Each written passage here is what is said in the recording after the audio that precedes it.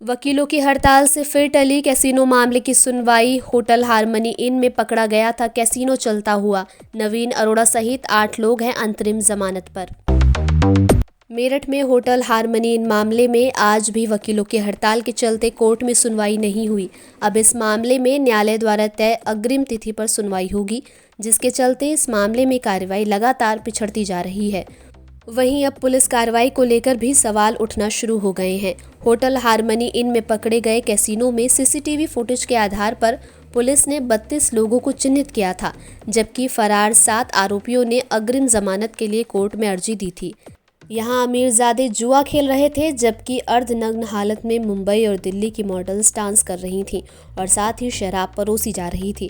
हालांकि इस मामले में आज यानी बुधवार को सुनवाई होनी थी, लेकिन गाजियाबाद प्रकरण के चलते अधिवक्ता कचहरी का कोई काम नहीं कर रहे हैं। ऐसे में अब होटल हारमनी के मालिक नवीन अरोड़ा और अन्य आरोपियों पर कार्रवाई कब होगी, इस बारे में पुलिस भी कुछ बोलने को तैयार नहीं है। गाजियाबाद जिला जज का अविलंब हो तबादला। Industrial law representative association Meerut की बैठक जागृति विहार स्थित श्रम न्यायालय मेरठ परिसर पर हुई, जिसमें सदस्यों द्वारा 29 अक्टूबर को जिला जज न्यायालय गाजियाबाद में अधिवक्ताओं पर हुए लाठीचार्ज की घटना की घोर निंदा की और मांग की गई कि भविष्य में इस प्रकार की घटना दोबारा नहीं होगी। सर्वसम्मति से मांग की गई कि गाजियाबाद के अधिवक्ताओं पर हुए लाठीचार्ज के बाद गाजियाबाद जिला जज का अविलंब तबादला किया जाए। सीजन के पहले कोहरे से ही जनजीवन हुआ अस्त व्यस्त। बुधवार सुबह 4 बजे से शुरू हुआ कोहरा, दोपहर बाद निकली धूप के चलते गिरा पारा। मेरठ जनपद में नवंबर के 12 दिन बीतने के बाद भी जहां मंगलवार को दिन का तापमान 31 डिग्री सेल्सियस पहुंच गया था, तो वहीं बुधवार सुबह मौसम ने अचानक करवट ली। सुबह से ही आसमान में घना कोहरा छाया रहा, जिसके चलते वाहनों की लाइट जलानी पड़ गई। कोहरे के साथ ही ठंड का एहसास भी बढ़ गया। इस दौरान सुबह स्कूल और ऑफिस जाने वाले लोगों को खासी परेशानियों का सामना करना पड़ा। वहीं अचानक पड़े कोहरे के बाद लोगों को ठंड का एहसास होता दिखाई दिया। हालांकि साल का यह पहला कोहरा देखा गया था, लेकिन मौसम विभाग की माने तो इस बार ठंड पूरा सितम ढाएगी और लोगों को इस मौसम में सावधानी की जरूरत बरतनी होगी। एक्सपायरी दवा मामले में हो निष्पक्ष जांच। सरधना में औषधि विभाग की टीम ने 5 नवंबर को करीब 20 लाख रुपए की कीमत की एक्सपायरी दवाएं बरामद की थी, जिनकी तारीख बदलकर बेचा जा रहा था। इस मामले में औषधि विभाग की टीम ने शनिवार को खैरनगर में लक्ष्मी फार्मा मेडिकल स्टोर पर सील लगा दी। अब यहां जांच की जा रही है कि सरधना में मिले एक्सपायर दवाओं का यहां से कोई कनेक्शन तो नहीं। वहीं इस मामले में नामजद आरोपी अभी फरार हैं। पुलिस उन्हें पकड़ नहीं सकी है। पुलिस का कहना है कि आरोपियों की तलाश की जा रही है, जल्द ही गिरफ्तारी की जाएगी। पूछताछ के बाद ही इस मामले में संलिप्त लोगों का पता चलेगा। इस मामले को लेकर बुधवार को होलसेलर एंड रिटेलर केमिस्टिक एसोसिएशन के सदस्य बुधवार को कलेक्ट्रेट पहुंचे। मखदूमपुर घाट पर लाखों श्रद्धालुओं ने लगाई आस्था की डुबकी।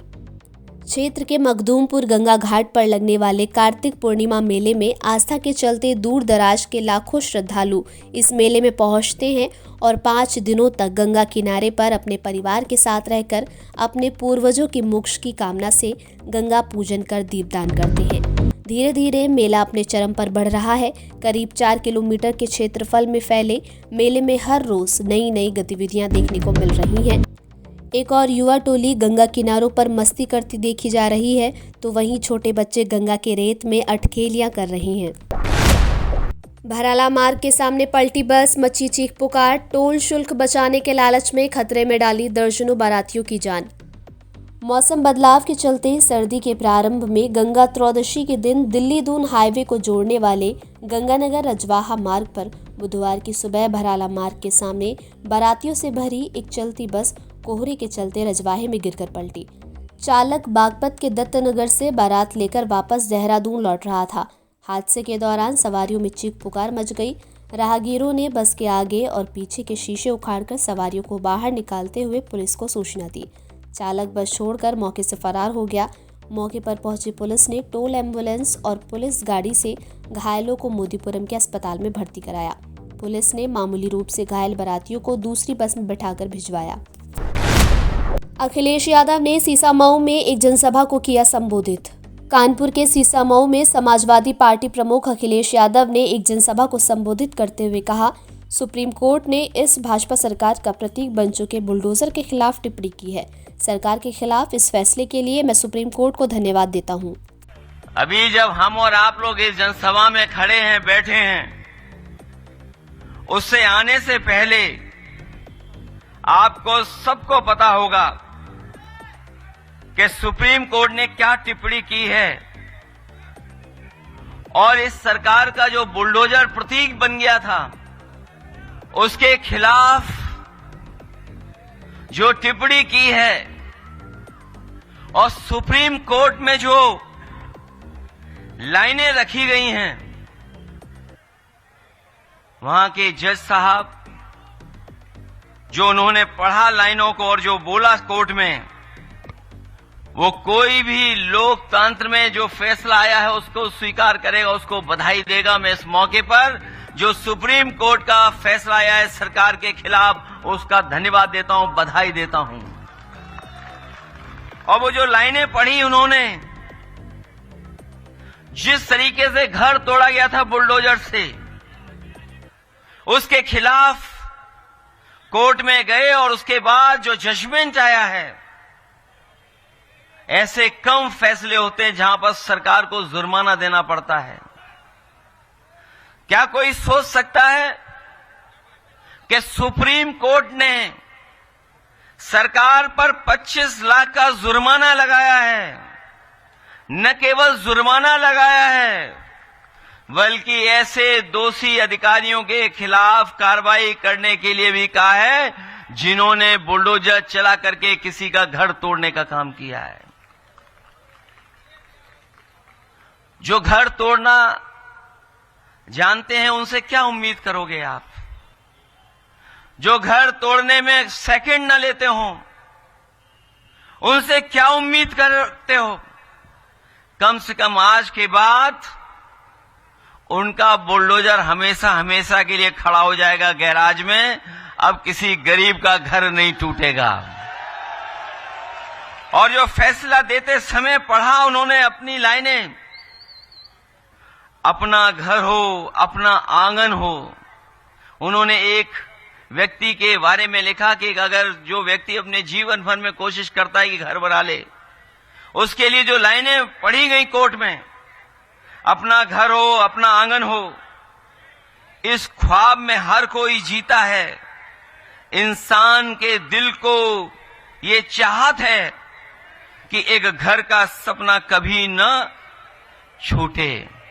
तो सोचिए, सुप्रीम कोर्ट ने कहा है, इससे ज्यादा सरकार के खिलाफ टिप्पणी और क्या हो सकती है?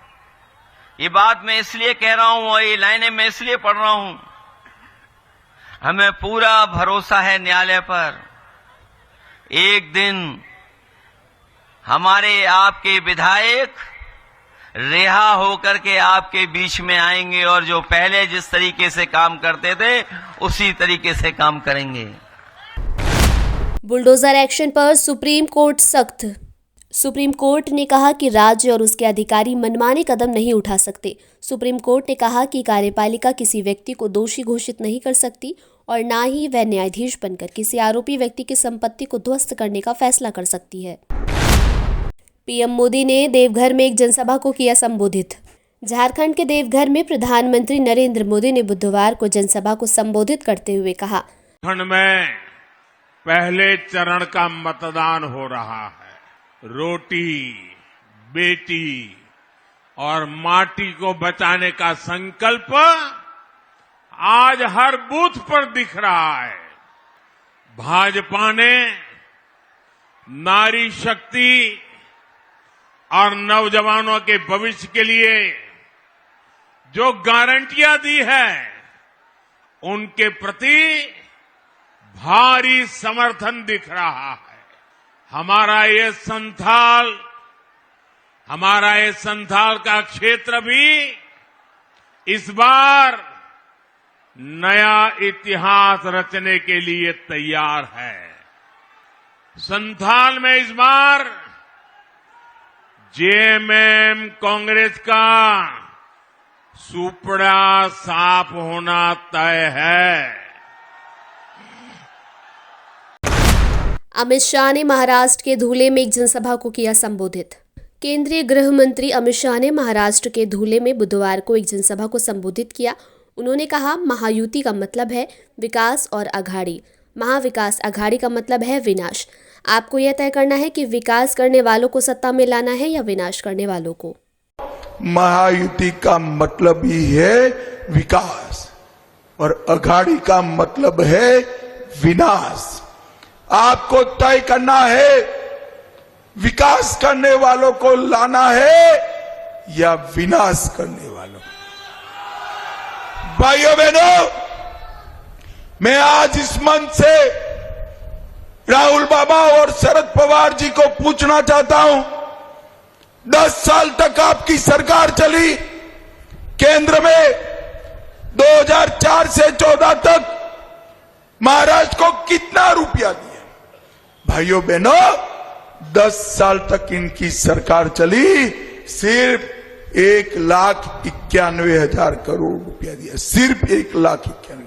और मोदी जी ने 14 से 24 10 साल में 10,15,890। खबरों को विस्तार से पढ़ने के लिए www.shardaexpress.com वेबसाइट को विजिट कीजिए।